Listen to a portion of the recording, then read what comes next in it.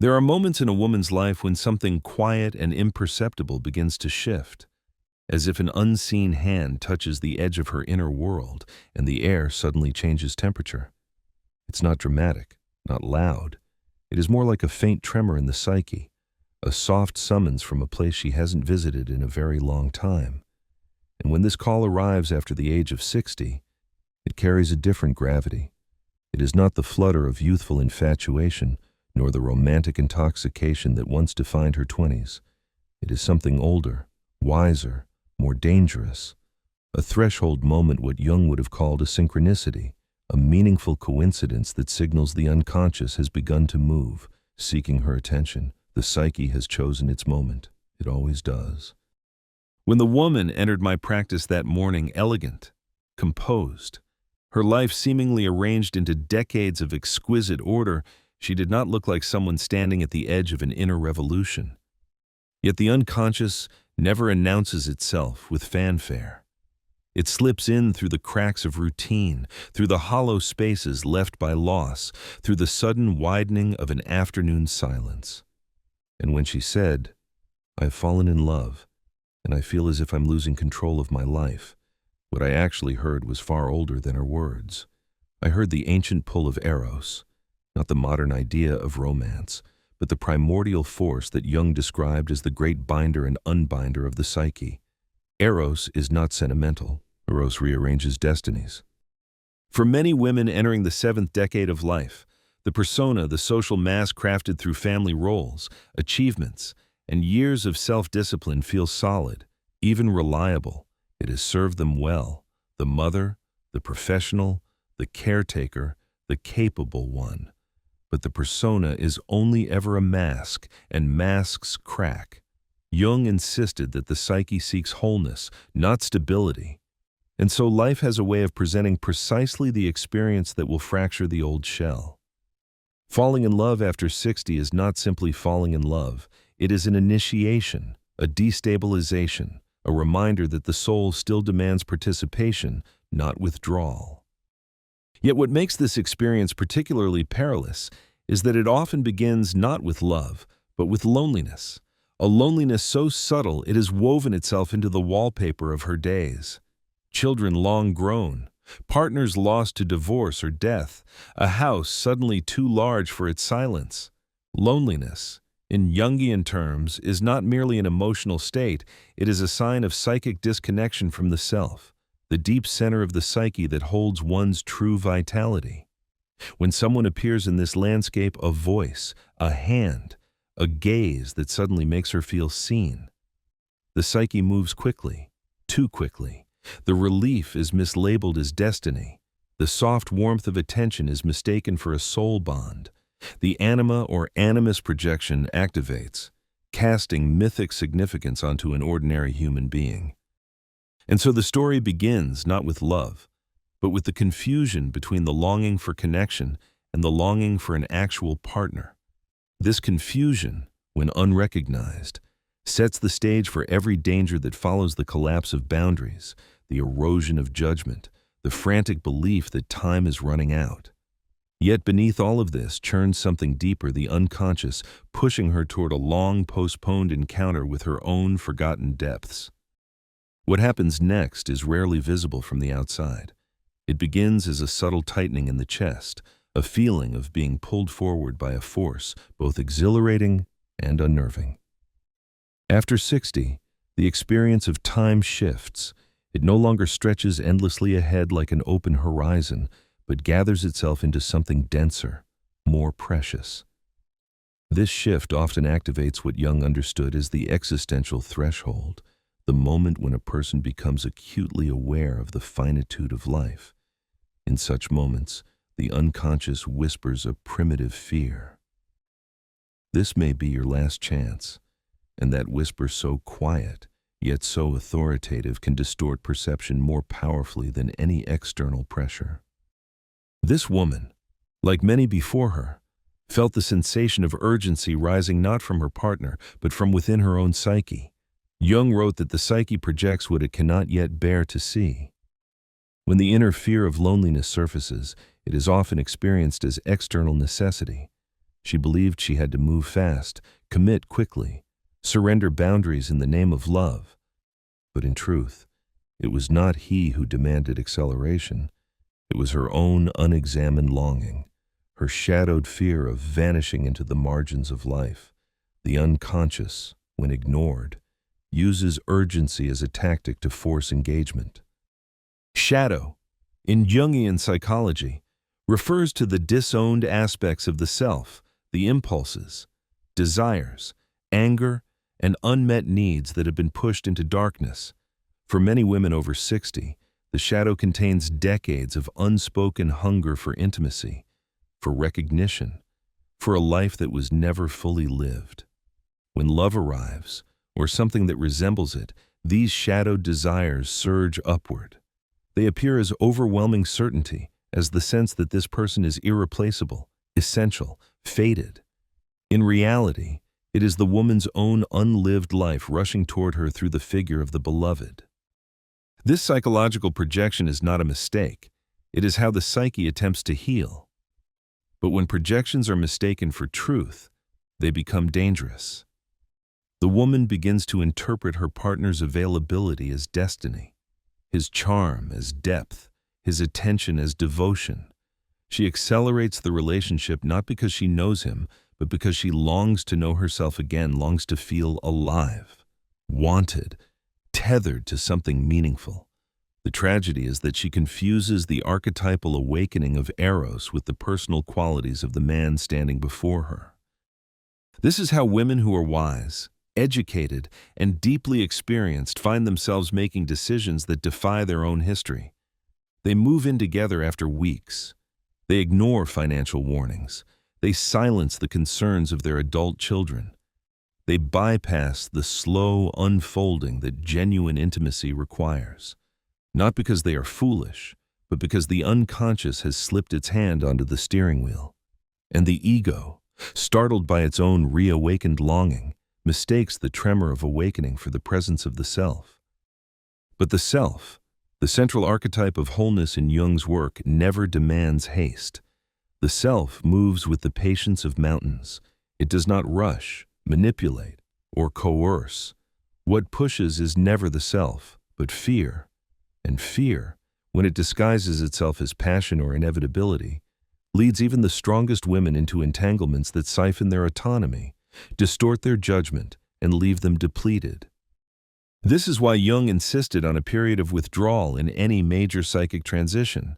Withdrawal is not avoidance. It is the psyche's way of slowing the tempo so that consciousness can catch up with the intensity of the unconscious.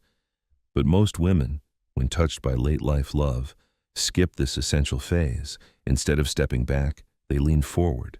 Instead of listening inward, they listen outward, and the path bends toward danger. Because beneath the urgency lies a deeper descent, a movement into the underworld of the psyche, where old wounds stir, archetypes awaken, and long-buried patterns rise to the surface, demanding to be seen at last. To enter this underworld is not a poetic metaphor. It is a lived psychological descent. Jung called it the night sea journey, that ancient motif in which a person is carried into the depths, not by choice, but by an archetypal necessity that pulls them downward. For the woman who falls in love after 60, this descent often begins with a quiet disorientation. She notices herself becoming reactive in ways she thought she had long outgrown. Old insecurities flicker alive. Emotional boundaries that once felt immovable soften under the warmth of attention.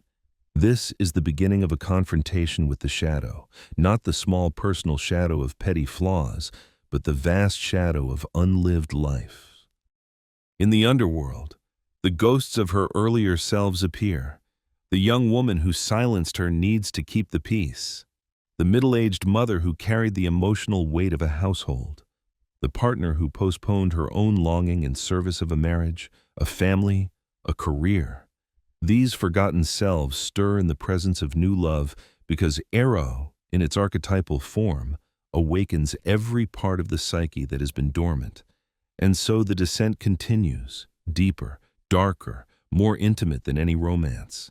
She is not confronting a man, she is confronting the entire architecture of her life. This phase is marked by a strange doubling of experience. Outwardly, she may feel bliss, exhilaration, a renewed sense of possibility. But inwardly, something begins to fracture. Old wounds reappear with startling clarity: the fear of abandonment, the longing to be chosen, the wish to be seen without needing to earn it. This is the territory of the animus, the inner masculine figure in a woman's psyche that shapes how she relates to men, authority, and her own aspirations. When the animus is unconscious, it projects itself onto a partner, idealizing him as savior, guide, or answer. But when the animus is wounded, it also attracts figures who exploit, manipulate, or drain her vitality. In this way, the descent becomes a confrontation not only with the shadow, but with the father complex. Jung used this term to describe the deep psychic imprint left by a woman's early experiences with the masculine. If her father offered love conditionally, she may feel compelled to prove herself worthy in every relationship. If he was absent, she may cling to any man who promises presence. If he was controlling, she may unconsciously repeat the pattern through partners who dominate her choices. These complexes lie dormant for decades, waiting for an archetypal activation. Late-life love provides exactly that. As the descent deepens, another layer emerges: the collective feminine lineage. Women often carry the unspoken stories of their mothers' and grandmothers' sacrifices, silences, emotional compromises inherited like invisible DNA. When a woman after 60 falls in love, she is not only choosing a partner, she is entering a psychological field charged with generations of unmet longing. The pressure to merge quickly, to keep the peace, to ignore red flags. These impulses may not be hers alone. They may belong to the women who came before her, all whispering through the unconscious, urging her toward the familiar path of self-abandonment. In this underworld, illusions dissolve. The partner who seemed luminous becomes more human. His charm reveals its shadows, his attentiveness exposes its demands, and she begins to see not only who he is, but what inner hunger she has projected onto him. This is the painful clarity of the descent. She realizes that much of what she called love was actually the psyche's attempt to reclaim forgotten parts of herself. But descent is not punishment. It is initiation. Only by walking through this inner darkness can she begin to reclaim the authority she once surrendered. Only by seeing her projections can she retrieve the energy she once placed in others. And only by confronting the underworld can she rise. What begins to emerge after this descent is a dim but unmistakable light, an inner torch that does not come from the outer relationship, but from a deeper awakening within her. Jung believed that when a projection collapses, what returns to the individual is not despair but energy. Libido, in the Jungian sense, is not sexual only. It is the fundamental life force that wishes to grow, create, expand. As the woman withdraws her projections from the figure she once idealized, something extraordinary happens. The energy she had poured outward into pleasing, merging, adapting flows back into her psyche. And with this return comes a new question, one she has not asked in decades. What does my soul actually want? At first, the question terrifies her. A lifetime of social conditioning has taught her that devotion is virtue, that self-sacrifice is love, that prioritizing her inner world is selfish. But the self, the deep organizing principle of the psyche, does not care about these cultural expectations. The self insists on individuation, the process of becoming who one truly is, no longer shaped by unconscious forces or inherited patterns. Individuation after 60 is especially powerful because the ego, long shaped by duty and roles, is finally porous enough for the self to speak clearly. The soul does not whisper anymore. It begins to articulate. She feels a new solitude forming inside her, an inner spaciousness that at first feels like loss, but gradually becomes a sanctuary. This is not the loneliness that once gnawed at her evenings. It is psychological solitude, a state Jung described as necessary for true consciousness. In this solitude, she begins to see that the partner who once seemed essential is simply one figure in a larger drama, a catalyst but not a destiny. It is not he who awakened her, it is she who is ready to awaken. And as she steps back, even slightly, she begins to see the patterns that once controlled her choices, the rushing, the fear of missing the last chance, the willingness to overlook contradictions, the pressure to merge worlds without reflection.